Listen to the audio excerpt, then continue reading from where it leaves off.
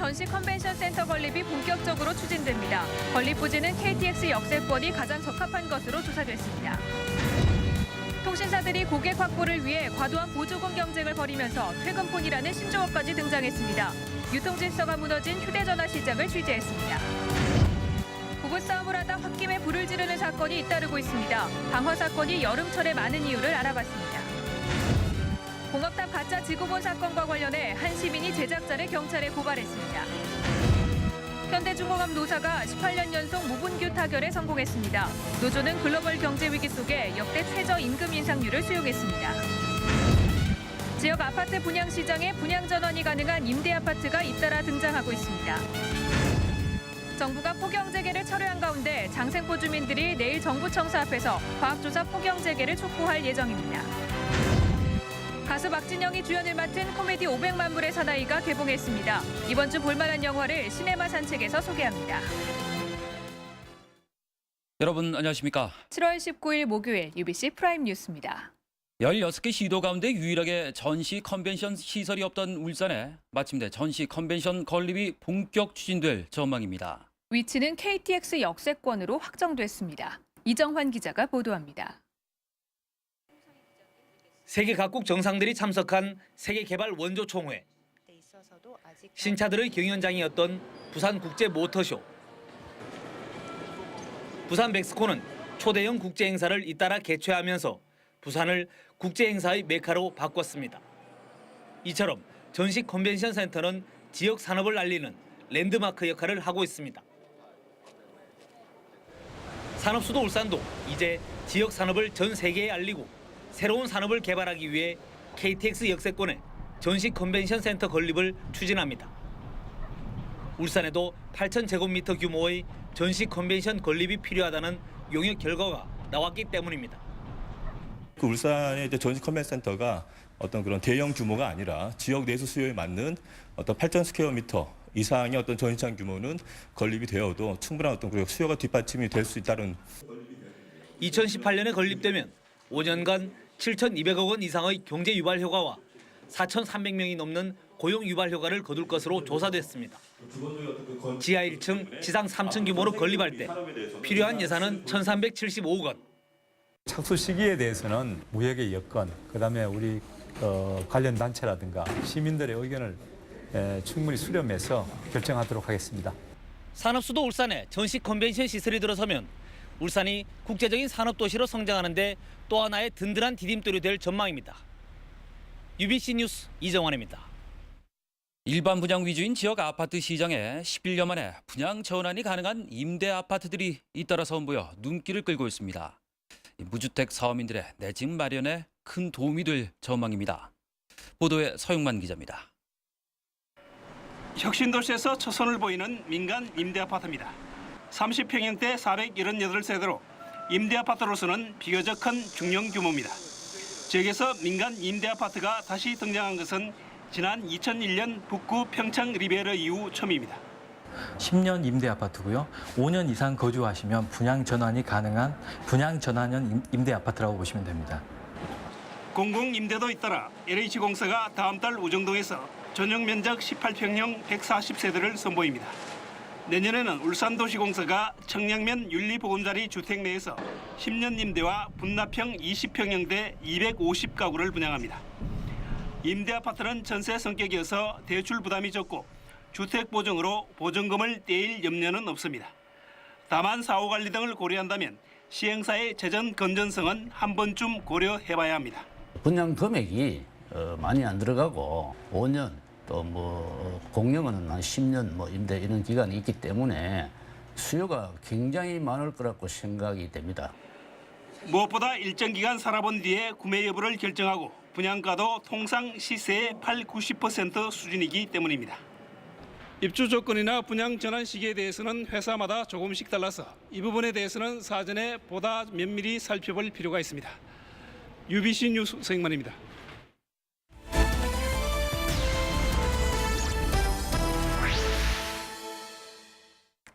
퇴근폰이란 말 들어보셨습니까? 이 퇴근하고 쓰는 휴대전화인가 하겠지만 그게 아니라 이 휴대전화 대리점들 사이에 떠도는 은어였습니다. 이거 한 대만 팔면 그날 매출을 올리고 바로 퇴근해도 된다고 해서 붙여진 이름이라고 합니다. 윤경재 기자가 취재했습니다. 현금 지급이라고 붙여놓은 한 휴대전화 판매점. 최신형 휴대전화 가격을 물어봤습니다. 현금 지급이 안 되냐고 묻자 현금을 주는 휴대전화 기종은 따로 있다며 잘 알려지지 않은 휴대전화 기종 2대를 내놓습니다. 제주에 휴대전화는 한 25만 원, 7만 원 사이입니다. 기각해드리고요. 근처 또 다른 판매점도 사정은 마찬가지. 현금을 줄 수 있냐고 하자 역시 똑같은 휴대전화 2대를 보여줍니다.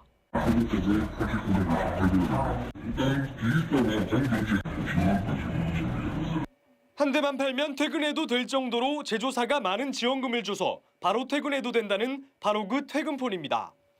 판매점은 소비자에게 휴대전화와 함께 25만 원에서 많게는 50만 원을 주고 제조사로부터 80만 원에서 100만 원을 받아 수십만 원을 챙깁니다. 1년 이상 된 구형 모델의 재고를 털어내고 시장 점유율을 높이기 위한 겁니다. 삼성, 애플과 달리 인지도가 낮아 많이 팔라고 제조사에서 지원금, 손님에게 현금을 줘도 충분히 받죠. 문제는 휴대전화 판매점들이 과도한 경쟁으로 손님 봐가며 원치도 않는 퇴근폰을 사도록 유도한다는 겁니다. 지원금 준다고 고마운 게 아니고 잘 모르는 소비자들에게 팔아서 자기가 도망기고 쓰게 추천한 것들은 많은 거. 통신 3사 간의 치열한 고객 확보 경쟁이 낳은 퇴근폰. 하지만 그 피해는 고스란히 소비자들이 떠안고 있습니다. UBC 뉴스 윤경재입니다. 최근 홧김에 집에 불을 지르는 방화 사건이 잇따르고 있습니다. 장마와 무더위 등 날씨도 한 몫을 한 것으로 보입니다. 김규태 기자가 보도합니다. 다세대 주택 1층이 완전히 불에 탔습니다. 주민들은 유리창 깨지는 소리가 들린 뒤 갑자기 불길이 치솟았다고 말합니다. 깨는 소리는 엄청 나는 게 내리다 보니 벌써 불이 오고 창밖으로 나오던데 접근도 못하겠고 무섭더라고요. 119에 바로 신고했죠. 불은 10여 분 만에 꺼졌지만 한밤중에 발생한 화재에 놀란 인근 주민 10여 명이 대피하는 소동이 빚어졌습니다. 경찰은 술에 취한 집주인 56살 임모 씨가 동거녀와 싸운 뒤 홧김에 불을 지른 것으로 보고 있습니다. 현관문을 빨리 열어준다는 이유로 발로 현관문을 파손하고 들어가 고함을 지르며 불상의 방법으로 불을 질러. 앞서 한 아파트에서는 아내와 종교 갈등을 겪던 40대 가장이 홧김에 자신의 집에 불을 질러 스스로 목숨을 끊기도 했습니다. 전문가들은 이 같은 방화 심리가 장마와 무더위 등 날씨와 상당한 연관성이 있다고 말합니다.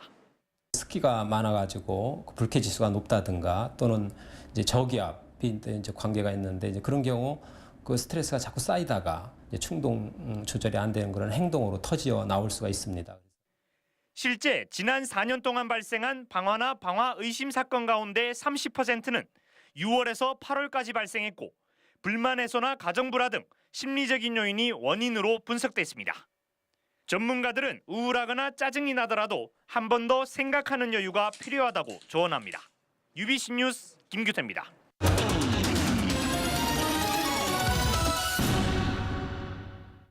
현대중공업 노사가 또다시 노사 관계에 새로운 역사를 썼습니다.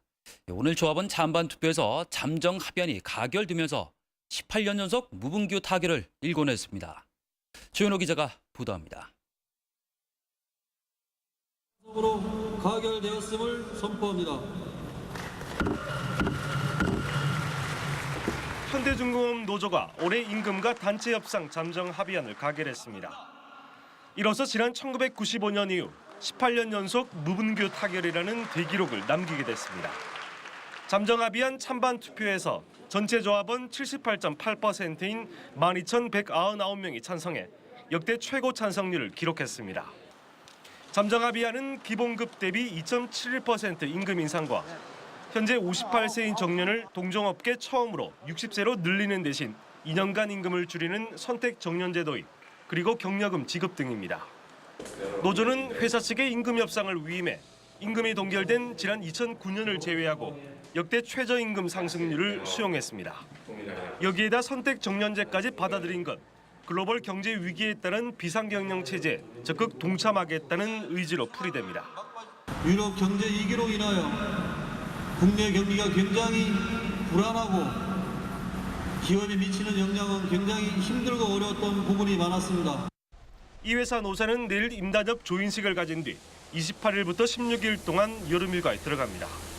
회사가 어렵고 우리 회사뿐만이 아니라 나라 전체가 어렵다는 것을 저희들이 그동안 장기간에 걸쳐서 진정성을 가지고 설득을 했고 그런 회사의 진심을 믿어준 결과가 아닌가 생각을 하고 18년 연속 무분교 타결을 계기로 현대중공업은 글로벌 경제 위기를 헤쳐나갈 동력을 마련하게 됐습니다. UBC 뉴스 조인호입니다. 현대 미포조선 노사가 올해 임금과 단체 협상에 잠정 합의했습니다. 노사는 오늘 13차 교섭에서 임금 5만 800원 인상과 경력금 300%에 300만 원 지급, 그리고 정년을 60세까지 2년 연장하되 2년간 임금을 줄이는 내용 등에 합의했습니다. 내일 조합원 투표에서 잠정 합의안이 가결되면 16년 연속 무분교 타결 기록을 세우게 됩니다.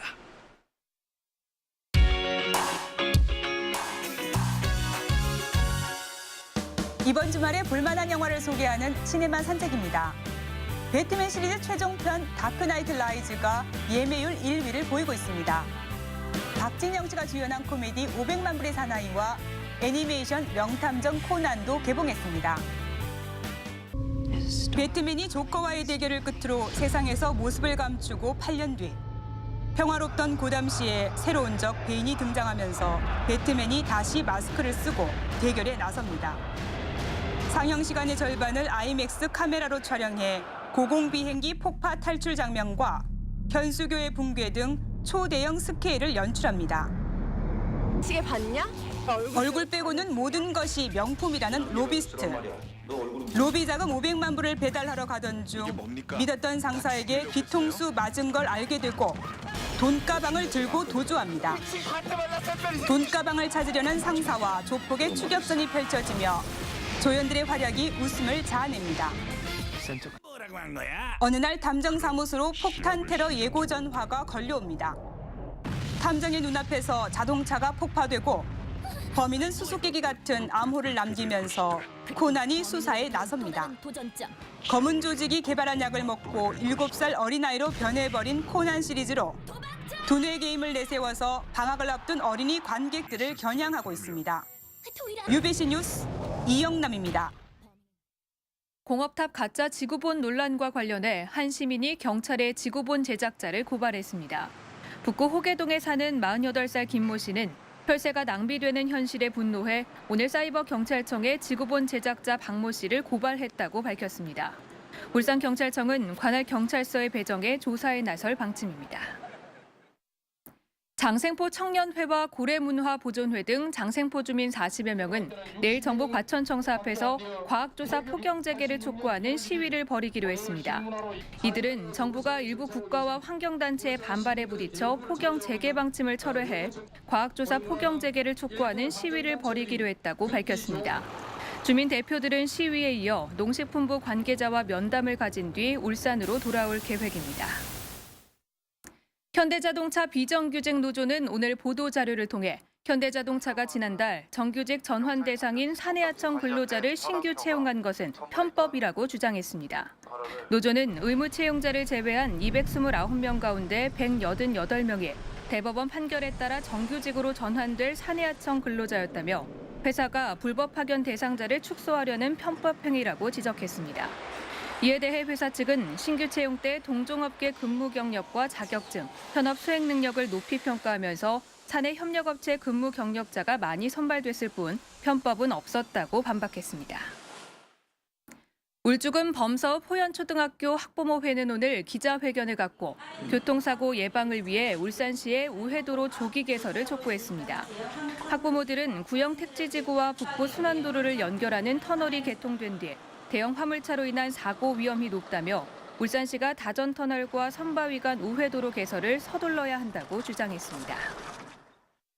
해경의 음주운항 단속에서 올 들어 지금까지 모두 4건이 적발됐습니다. 이는 지난해 전체 단속 건수 2건보다 2배 많은 수치입니다. 해경은 지난해 말부터 개정된 해사안전법에 따라 처벌 기준이 혈중 알코올 농도 0.08%에서 0.05% 이상으로 강화됐고 적발되면 선박 크기에 따라 최대 1,500만 원의 과태료가 부과된다고 밝혔습니다. 울산대학교 병원 교수팀이 인간과 동물 등의 인체 감염균으로 알려진 비결핵성 마이코박테리아 균주인 코린스 균주를 처음 발견해 세계 균주은행에 등록했다고 밝혔습니다. 울산대병원은 연구 결과가 감염증 진단과 치료법 연구에 도움이 될 것이라며 연구 결과는 국제적인 미생물 전문 잡지 2012년호에 게재됐다고 덧붙였습니다. UBC 울산 방송의 시사기획 인사이드 전원 공급 중단 사태 침묵의 원인이 원전이 한국 YWCA가 뽑은 좋은 TV 프로그램상을 수상했습니다. 이 프로그램은 고리 1호기 전원 공급 중단을 한 달 넘게 은폐한 한국 수력 원자력의 구조적인 문제를 짚고 투명한 공개가 필요하다는 점을 보도해 평화부문 수상작으로 선정됐습니다. 시상식은 다음 달 18일 SK올림픽 핸드볼 경기장에서 열릴 예정입니다. 다음은 간추린 뉴스입니다. 시민들의 녹색 생활 실천을 위한 그린스타트 범시민운동 추진 상황 보고회가 오늘 시청에서 열렸습니다. 푸른 울산 21 환경위원회는 이 자리에서 천여 명의 시민에게 텃밭 상자 5천여 개를 나눠주는 등 10대 추진 과제가 순조롭게 추진되고 있다고 밝혔습니다. 울산시 시설관리공단과 충북대학교 수의과학대학은 오늘 조류질병 공동연구 업무 협약을 체결했습니다. 이번 협약은 국내 최대 규모 앵무새 체험장을 추진 중인 울산시가 충북대와 함께 조류의 질병 치료와 자료 수집 등 공동 연구를 하기 위한 것입니다. 법무부 범죄예방위원 울산지역협의회는 오늘 울산과학관에서 제6회 청소년 법질서 체험 말하기 대회를 가졌습니다. 울산 지역 중학교와 고등학교 27개 팀이 참가한 이번 행사는 청소년들에게 법과 질서를 존중하는 의식을 고취시키기 위해 마련됐습니다. 영양사와 교육실무원 등 600여 명으로 구성된 울산 지역 학교 비정규직 노조 연대회의가 호봉제 도입 등을 요구하며 울산시 교육청의 임단협을 촉구했습니다. 이들은 시 교육청이 교섭을 거부할 경우 오는 9월부터 전국 단위의 총파업에 참가하겠다고 밝혔습니다. 퇴근길 구름 많고 후텁지근한 날씨 보이고 있습니다. 성경 캐스터, 내일은 아주 무덥다고요?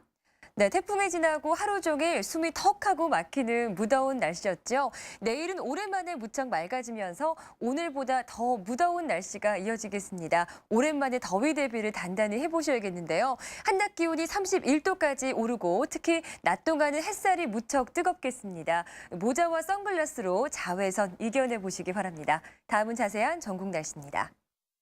내일 서울과 춘천은 흐리다가 차차 개겠고요. 그 밖에 중부지방은 낮부터 맑은 날씨를 보이겠습니다. 한낮 기온 서울 29도, 청주와 대전은 30도 등으로 내륙 지역이 특히 덥겠습니다. 남부지방은 낮부터 무척 맑은 날씨가 이어지겠고요. 제주지방은 오후부터 흐려지겠습니다. 내일 남부지방은 무더운 하루가 예상되는데요. 낮 최고 광주 31도, 대구는 33도까지 오를 전망입니다. 영남 지방 대체로 구름 많은 가운데 경남 지역은 낮부터 맑은 날씨를 보이겠습니다. 내일 경북 지역은 33도 안팎의 찜통더위가 예상되고요. 그 밖의 지역도 30도를 웃돌아 덥겠습니다. 아직까지 동해남부 먼바다에는 풍랑특보가 내려져 있지만 물결은 내일 오전까지 높게 일다가 점차 낮게 일겠습니다. 이번 주말부터는 습도가 높고 무더운 날씨가 예상되고요. 일요일에는 비가 조금 오는 곳이 있겠습니다. 날씨였습니다.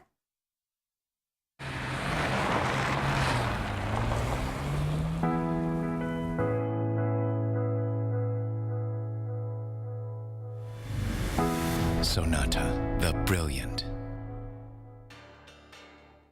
바다에서 소금이나 생선이 아닌 에너지를 찾아낸 건 이노베이션입니다. 하지만 대한민국의 에너지를 찾아낸 건 SK이노베이션입니다. 대한민국에 필요한 이노베이션, SK이노베이션. 나의 커피 사랑은 6개월 뒤에도 변함없겠지만 커피값은 반값이 될 것이다. 2X 혜택의 2를 곱하다. 외환 2X 카드. 우리 집의 에너지 제인지 집이 직접 만들어 제인지 태양열 지열반